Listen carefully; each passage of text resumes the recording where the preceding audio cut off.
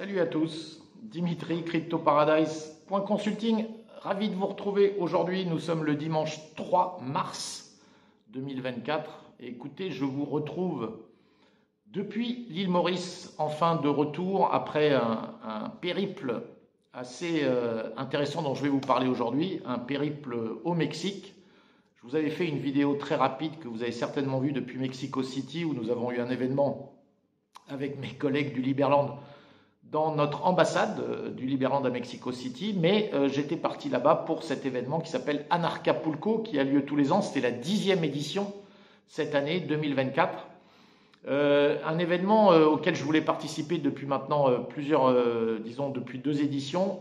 Et puis je m'étais vraiment promis d'y aller cette année, puisque c'était la 10e, malgré l'énorme ouragan qui avait eu lieu en octobre à Acapulco et qui a ravagé Acapulco. Et donc, un événement qui a eu beaucoup de mal à se tenir et où l'organisateur, qui n'est autre que Jeff Berwick, dont vous allez retrouver quelqu'un que je suis depuis longtemps et qui est un investisseur dans le Bitcoin depuis 2011 et qui voit venir depuis bien longtemps ce qui est en train de se passer au niveau financier et au niveau même géopolitique global.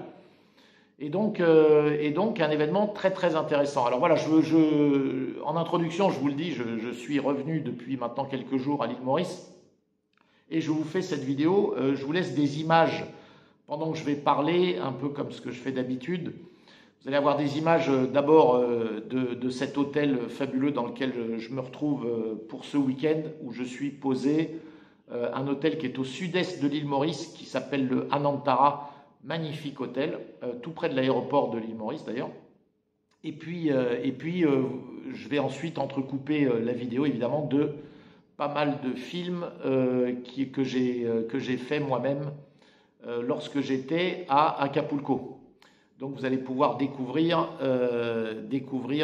en images un petit peu et ça illustrera mes propos. Voilà, mais ce que je voulais vous dire aujourd'hui à propos de cet événement, écoutez, c'est que je suis parti donc pour environ une quinzaine de jours. Alors, première remarque, alors évidemment, et avant de démarrer, pardon, évidemment, comme toujours, n'oubliez pas que vous allez retrouver sous cette vidéo absolument tous les liens pour vous connecter à mon fil Twitter. Encore une fois, vous le savez certainement, pour ceux qui me suivent, je tweete pas mal et de façon assez régulière. C'est une façon d'être beaucoup plus en contact que par des vidéos YouTube que je fais plus que, disons, une fois toutes les 3-4 semaines. J'en referai évidemment, on parlera du Bitcoin parce qu'en ce moment il y a de quoi en dire. Mais aujourd'hui, je vais vous raconter un petit peu ce qui s'est passé à Anarchapulco, donc à Acapulco, durant cette semaine assez folle et durant cet événement. Donc première remarque, évidemment, c'est que le voyage en lui-même, vous savez, avec l'île Maurice, on a déjà 3 heures de décalage horaire avec l'Europe, et alors avec le Mexique, on se retrouve avec 10 heures de décalage. Donc je peux vous dire que ça, par contre, c'est pas l'aspect le plus drôle, c'est que 10 heures de décalage horaire, ça fait un petit peu mal, mais ça, bon, c'est comme ça. Et il faut en fait plusieurs jours pour réellement se remettre, je dirais, d'aplomb. Le voyage en lui-même très long, évidemment, depuis l'île Maurice, donc c'est quasiment 36 heures de voyage, hein, si je cumule tout. Mais bon, voilà, en tout cas, ça valait le coup d'y aller pour plein de raisons. Et alors, l'événement en lui-même, la première des choses que je vous raconterai, c'est évidemment que cet événement, il y a eu un discours inaugural de Jeff Berwick. Si vous le connaissez, vous le savez, il se balade souvent avec son petit chien, Lucy. Il fait des vidéos où il raconte un petit peu je dirais, sa vision du monde autour de chez lui, à Acapulco. C'est des vidéos qui sont toujours très longues à voir, mais où il parle vraiment de manière complètement non calculée. Et il livre comme ça un petit peu sa vision du monde. Alors évidemment, le fait que ce soit lui l'organisateur, vous imaginez bien qu'il insuffle à l'organisation son esprit, qui est un esprit plutôt, entre guillemets, rebelle, on va dire, et en tout cas qui ne se cache pas devant tout ce qui est en train d'arriver au niveau géopolitique. Alors vous l'avez vu, il y aurait tellement à dire depuis maintenant beaucoup de temps. Vous savez, j'ai fait des vidéos pour parler de toutes ces choses, mais c'est vrai que là, en ce moment, entre ce qui se passe En Ukraine, l'espèce à nouveau de remontée en puissance de la folie guerrière de l'Occident face à la Russie, ce qui se passe avec Israël et Gaza, enfin bref, on est dans un monde qui est en pleine ébullition. Je crois qu'il faudrait vraiment vivre dans un trou pour ne pas se rendre compte qu'on est vraiment dans une période, je dirais, de pré-guerre, un petit peu comme celle probablement qu'ont connue nos ancêtres, nos parents, nos grands-parents avant la Deuxième Guerre mondiale, probablement les années 30. Et puis même ce qui s'est passé avant la Première Guerre mondiale, on est exactement dans des moments comme celui-là, comme cela. Et ça, c'est ma première remarque liminaire, c'est qu'évidemment, dans un monde comme celui-là, c'est très très surprenant. Moi, quand j'étais beaucoup plus jeune, je me demandais toujours comment les gens avaient vécu ces périodes-là. Ben, aujourd'hui, voilà, je le vois bien, comment on le vit. C'est qu'on se sent impuissant, même si on est tout à fait éveillé et au courant de ce qui est en train de se passer, de tout ce qui se manigance. Ça n'empêche pas on est radicalement impuissant devant tout ça, et on sent bien que des forces qui nous dépassent sont en train de tout faire pour nous faire basculer dans quelque chose qui risque de ne pas être très joli dans les semaines, les mois qui viennent ou les années. Alors évidemment, on est toujours très incertain sur comment tout ça va se dérouler, mais on sent bien que ça ne fait que... Les tensions ne font que monter, hein, il n'y a rien qui s'apaise. Voilà, en tout cas, l'événement lui-même, donc l'arrivée à Acapulco a été plutôt sympa. Le lieu, effectivement, ravagé par un ouragan en octobre, bon, ça se voyait pas énormément, mais Acapulco reste un endroit, notamment là où on était, où il y avait l'événement. On était dans un village qui s'appelle Bonfil, qui est juste à côté d'Acapulco, donc on était en bord de mer. La mer là-bas, très très très très belle, mais avec des grosses vagues, donc vraiment vous êtes en plein Pacifique. Mais c'était très très sympa, ça change un petit peu de Maurice avec ses lagons et son eau claire. mais c'était très sympa de pouvoir vraiment faire du body surf notamment, enfin bref, des vagues très régulières et assez imposantes. Alors l'événement lui-même, on a eu droit du lundi au vendredi à évidemment énormément d'ateliers différents. Alors c'était très axé autour, d'abord, évidemment, on a beaucoup parlé crypto-monnaie, mais il faut savoir que, comment vous dire, ma première impression de tout ce qui s'est passé là-bas, c'est que j'étais entouré de gens qui souvent peuvent donner l'impression d'être un petit peu barrés, hein, je ne vais pas trouver d'autres mots, c'est-à-dire que parmi les gens qui sont quand même éveillés aux questions du monde, vous en avez quand même une petite catégorie qui sont, à force d'être éveillés, si vous voulez, qui commencent même à croire en beaucoup de choses, ou en tout cas ils ne croient plus en rien du tout, ce qui les amène à croire à peu près à tout, et notamment on peut avoir des théories qui peuvent être de plus en plus tirées par les cheveux. Alors je ne vous dis pas, hein, plein de sujets ont été abordés lors de ces conférences. Alors il y a énormément, il y a toute une partie sur le bien-être, sur la médecine alternative, etc. Tout ça, c'était très très intéressant. Tout le monde était très très pointu dans ces sujets. Il y a eu beaucoup d'ateliers sur les crypto-monnaies. On a beaucoup parlé Monero. Moi, il y a eu une présentation que j'ai trouvée très très intéressante d'une ville en Argentine, donc faite par un Argentin. En Argentine, il y a une ville qui s'appelle Monero City, carrément. Enfin, qui est le nom maintenant qui a été donné à cette ville, plutôt un village, mais où celui qui a été à l'origine de tout ça, c'était une équipe de foot dans ce village d'Argentine où ils ont commencé à tout gérer avec du Monero dans un pays, vous le savez, qui maintenant a changé de président, mais qui était rongé par l'inflation. On parle d'une inflation à 3 chiffres, hein, plus de 100% par an. Et Monero leur a permis, vraiment c'était un exemple très concret de comment Monero, la monnaie, vous savez, qui elle est complètement privée, hein, donc contrairement au Bitcoin, il n'y a absolument rien, vous n'avez pas de transparence sur la blockchain.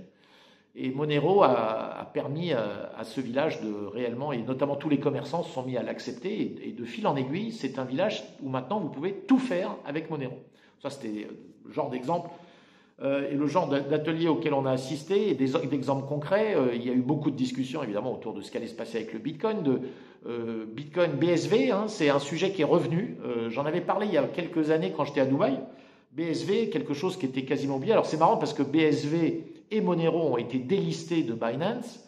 BSV, vous savez, c'est Bitcoin Satoshi Vision, qui était le Bitcoin avec des tailles de blocs gigantesques pour permettre de faire énormément de transactions à la seconde et à des coûts très très bas.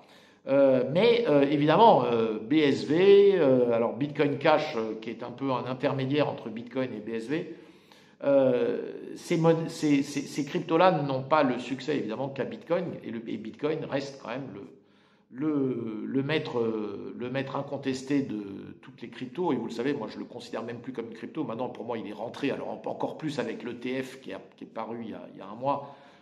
Bitcoin est rentré dans la catégorie des gros actifs dans lesquels vont se déverser des flots entiers de liquidités, et ce qui explique probablement en grande partie la hausse vertigineuse qu'on connaît. Je ferai une vidéo sur le Bitcoin dans les prochains jours, prochaines semaines, où on parlera clairement et exclusivement du Bitcoin. Donc voilà, ça c'était un peu l'événement. Donc l'événement à Acapulco, donc assez bien organisé, plutôt cher pour ce que c'est, pour être tout à fait honnête. Mais quand même, des gens, finalement, au début, vous dites, bon, je suis tombé au milieu de quelques fous. Alors, pour vous dire, on a même eu droit à 1 heure de conférence, d'ailleurs, à laquelle, je peux vous dire, tout le monde a voulu aller, parce que c'était quand même assez extraordinaire d'avoir en face de soi des gens qui défendaient la thèse de la Terre plate. Voilà, donc c'est pour vous dire, alors je sais que ça va faire sourire ou rigoler pas mal d'entre vous. Et donc, vous voyez, on passe évidemment de choses qui étaient très très pointues à des choses beaucoup plus farfelues. Mais ça permet néanmoins de se retrouver avec des gens qui mettent absolument tout en cause. Et vous savez, aujourd'hui, dans le monde dans lequel on vit, finalement, c'est pas si mal d'être en mesure de tout remettre en cause, même les choses qui semblent évidemment les plus certaines. Donc ça a été voilà, on a navigué entre des ateliers très très sérieux dans lesquels moi je me suis beaucoup retrouvé avec des choses beaucoup plus loufoques et beaucoup plus amusantes, mais où on a pu poser des questions et malgré tout rester l'esprit ouvert et écouter ce que les gens peuvent avoir à dire sur tous ces sujets. Voilà pour ce qui s'est passé là-bas. C'était, somme toute, au fil des jours qui sont passés, c'était finalement très très intéressant.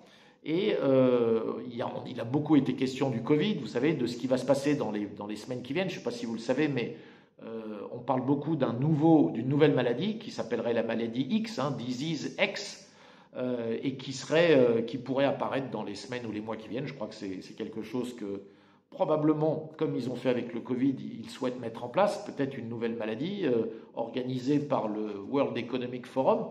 Tout ça dans l'objectif probable de faire baisser un petit peu la population mondiale. Vous voyez, donc là, on est en plein complotisme absolu lorsqu'on parle comme ça. Mais ce qui est très étonnant de tout ça, c'est que pour tout vous dire, ce que je retiens après avoir passé, donc c'était 5 jours, du lundi au vendredi. Moi, j'ai passé toute la semaine, évidemment, à Acapulco. En sortant de là, en fait, vous vous rendez compte que vous avez passé 5 jours avec des gens qui sont tous très très éveillés, voire trop éveillés sur pas mal de sujets. Mais en tout cas, hormis clairement une énorme bienveillance, je dirais, de cette communauté avec laquelle vous étiez en mesure de parler absolument avec tout le monde et vraiment d'échanger sur beaucoup de sujets et certains très très intéressants. Ce que je retiens de tout ça, donc, c'est cet aspect d'abord que finalement, lorsque vous quittez un endroit où vous avez côtoyé des gens comme ça pendant une semaine, au bout d'un moment, vous savez, vous rendez compte que pour énormément d'entre eux, si vous voulez, c'est évidemment la plupart des autres, c'est-à-dire ce qu'on va appeler les gens normaux, ceux qui ne se posent pas toutes ces questions, et qui vivent dans leur vie de tous les jours, métro, boulot, dodo, qui vivent dans la matrice, pourrait-on dire, eh bien, c'est très amusant de les retrouver après, et puis de se rendre compte, c'est à se demander, si vous voulez, qui est plus dans la vérité que qui. Et c'est pas forcément celui que vous pourriez croire, parce qu'aujourd'hui, je me rends compte que quand même, il y a une énorme partie de la population mondiale qui aujourd'hui est complètement imbibée dans la matrice et ne se rend pas compte. En fait, on réalise pas à quel point. Même, je pense que parmi mon audience, vous qui m'écoutez, il y en a beaucoup parmi vous qui êtes quand même assez éveillés sur des sujets, en tout cas sur les sujets crypto, j'imagine. et qui comprennent très bien pourquoi le Bitcoin a autant de succès, parce que ce qui se passe, les dérives de notre système monétaire sont complètement hors de contrôle. On arrive au bout d'un chemin où nos banquiers centraux et nos gouvernements ont fait absolument n'importe quoi pendant maintenant des dizaines d'années. On a des taux, des niveaux d'impression monétaire jamais atteints avant. Et donc, cette compréhension-là nous a amené, pour beaucoup, et notamment parmi les gens que j'ai côtoyés à Acapulco, nous a amené à faire des choix pour nos finances, qui s'avèrent être des choix qui, au départ, pouvaient paraître très très risqués, hein, de mettre beaucoup de son argent dans le Bitcoin ou dans les cryptos en général. Sachant qu'aujourd'hui, vous le savez, moi je suis devenu un petit peu plus maximaliste, et donc pour moi c'est le Bitcoin et le reste. Mais énormément de ces gens-là que j'ai côtoyés ont fait ces choix-là et du coup se retrouvent aujourd'hui dans des situations quand même très très enviables. C'est-à-dire qu'en pariant sur l'antisystème, on se retrouve dans une situation où on vit très très bien dans le système. Et alors ça, c'est le côté paradoxal de cette situation, c'est que ce sont tous des gens qui, bien qu'ils soient, peut-être pour certains, on pourrait les considérer comme barrés, ils ont fait des choix qui aujourd'hui les amènent à être en bien bien meilleure posture que nombre de gens qui se considèrent comme non barrés et comme des gens normaux, pas complotistes bien sûr, vous savez, tout ça c'est du complotisme, mais qui finalement n'ont aucune idée de ce qui est en train de se passer dans le monde.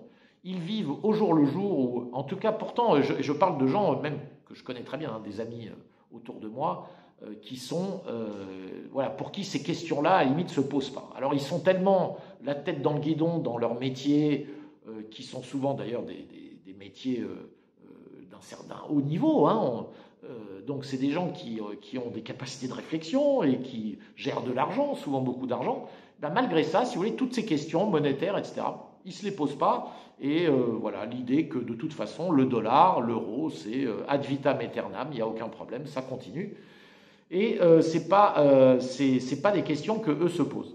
Donc ça c'est le premier point avec lequel je sors de là en me disant, mon Dieu, mais en fait, voilà, j'étais dans ce petit monde de gens qui finalement, eux, en ayant tout remis en cause, ont fait des choix quand même beaucoup plus judicieux que nombre de cette grosse majorité silencieuse de gens qui ne font rien et qui continuent leur petit train-train un petit peu, vous savez, comme la souris qui tourne dans son laboratoire autour de la roue, sans se poser de questions et qui courent dans leur rat race, on peut dire, sans vraiment prendre de recul. D'où évidemment une énorme satisfaction de se dire qu'en fait c'est quand même une très bonne chose de prendre du recul par rapport à tout ça et de commencer à se poser des questions. Vous savez, on en revient à la matrice et au film, hein, Matrix, que je conseille à tous ceux, je ne sais pas si dans mon audience il y en a qui ne l'ont pas vu, regardez-le parce que dans ce film, on a vraiment des analogies avec le monde actuel où, voilà, soit vous prenez cette pilule rouge et vous voulez connaître et creuser le fond du terrier, et plus vous creusez, plus vous vous rendez compte qu'il y a à creuser, donc c'est un terrier sans fond, on peut dire. Soit vous préférez la pilule bleue, ne rien savoir, vous réveillez le lendemain, et tout roule comme avant, et on ne se pose pas de questions. Je dirais la stratégie de la tête de l'autruche, hein, la tête dans le sable. Le deuxième point que je vais retenir, qui est un point beaucoup plus concret, celui-là, et là par contre qui concerne le Bitcoin et globalement les cryptos, c'est finalement dans le discours clôtural de Jeff Berwick, le jour où nous partions, donc le vendredi, où il a insisté sur un point sur lequel je dois dire, il m'a en fait confirmé sur quelque chose auquel je pense depuis pas mal de temps, qui est le fait qu'il ne faut pas, malgré cette hausse vertigineuse et malgré le fait qu'on est très très heureux aujourd'hui d'avoir fait ces choix-là, notamment d'avoir investi dans le Bitcoin ou dans d'autres cryptos, hein, pour d'autres, c'est que on n'est pas du tout à l'abri d'un événement majeur géopolitique qui pourrait arriver notamment cette année 2024, c'est-à-dire avant les élections américaines.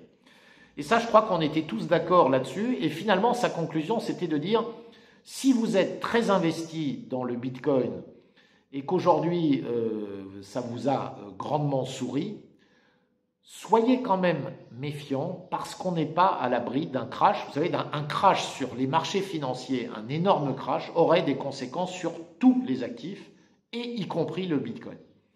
Et donc, l'idée de hedger, c'est-à-dire de prendre une espèce d'assurance, si on est très investi dans le Bitcoin, ce qui est quand même mon cas, prendre une assurance pour, je dirais, pour se protéger d'une chute type flash crash. Vous savez, quand vous prenez une assurance, c'est finalement un petit pourcentage que vous allez évidemment mettre à risque, mais qui va vous protéger contre une baisse violente des marchés. Typiquement, c'est un put. Pour ceux qui connaissent, vous savez, c'est une option de vente. Donc, et ça, c'est quelque chose que moi, à titre personnel, j'ai retenu et je mets en pratique. Alors, je vais timer tout ça. Là, par contre, c'est évidemment, il y a un peu de pifomètre là-dedans, mais l'idée étant, à un moment donné, de dire, c'est pas ridicule de prendre un petit pourcentage, peut-être 0,5% ou 1%, de les miser sur un put qui va vous permettre, alors si ça continue à monter et que ça ne baisse pas, écoutez, vous aurez perdu votre assurance, mais c'est le principe même d'une assurance. Et en revanche, si jamais il devait y avoir un flash crash, vous allez être très content de récupérer, évidemment, de gagner en fait, grâce à votre assurance, ce que vous aurez perdu de par vos actifs qui crasheraient donc dans l'éventualité d'un crash global boursier. Voilà, et ça c'est quelque chose d'assez concret que je ramène avec moi et qui est, je crois, frappé au coin du bon sens, comme on dit, parce que je pense réellement qu'on est face à cette possibilité-là dans les semaines, les mois qui viennent. Donc je ne crois pas que ça va être de tourpeau jusqu'aux élections américaines, qui à mon avis sont un événement majeur de cette année. Et je pense qu'on va avoir des remous d'ici là. Mais peut-être pas, qui sait. Vous savez, personne n'a de boule de cristal, ça c'est certain. Donc voilà ce que je voulais vous dire aujourd'hui. J'espère que toutes ces images-là que je vous ai partagées vous ont plu. Et écoutez, globalement, en conclusion, je dirais superbe voyage, hormis cette histoire de décalage horaire. Voilà, donc ça c'est vrai que 10 heures ça fait mal, vous passez du jour à la nuit, mais sinon superbe voyage. Le Mexique, globalement, moi c'est pas un pays que je découvrais, donc ça fait quand même quelques fois que j'y vais. Mais évidemment, il y a quand même un aspect là que je nierai pas, c'est que quand je reviens à l'île Maurice, en fait, ça ne fait que confirmer, parce que j'ai des amis qui habitent au Mexique avec qui j'étais, mais ça ne fait que confirmer le choix extraordinaire de ce pays, l'île Maurice. Vous savez, j'ai fait des vidéos récemment où je parle maintenant souvent de l'île Maurice. Vous le savez aussi, certainement, je peux vous accompagner si vous décidez de vous expatrier à l'île Maurice. Vous avez tous les liens sous cette vidéo pour me contacter, notamment via mon site internet si vous le souhaitez. Donc oui, le retour à l'île Maurice avec la certitude, si vous voulez, comparer à un pays comme le Mexique, mon Dieu, qu'est-ce qu'on est bien à l'île Maurice, et notamment sur un des aspects quand même qui est un aspect fondamental, l'aspect sécurité. Alors il ne m'est rien arrivé de grave au Mexique, tout s'est très très bien passé, mais quand même j'en ai entendu des histoires là-bas, et c'est quand même pas du tout sécuritaire comme la sécurité que vous avez à l'île Maurice, elle est quand même unique au monde par rapport au style de vie que vous avez ici, c'est juste extraordinaire. Donc un retour à l'île Maurice, vous savez, il faut toujours, comme la plupart des gens pensent que l'herbe est toujours plus verte ailleurs, et c'est très bon de voyager, de parcourir le monde pour se rendre compte combien là où vous vivez, c'est quand même pas si mal. Donc ça c'est pour l'île Maurice, hein, évidemment. Donc voilà, très heureux d'être de retour. Je vous ai mis des images au départ de ce lieu dans lequel je suis, d'où je vous fais cette vidéo. Donc cet hôtel magnifique, et comme l'île Maurice en est rempli, il n'y a que l'embarras du choix ici pour faire des week-ends tous plus beaux les uns que les autres. Voilà pour cette vidéo. Je vous dis à très bientôt. On se retrouvera pour des vidéos futures. Et d'ici là, portez-vous bien.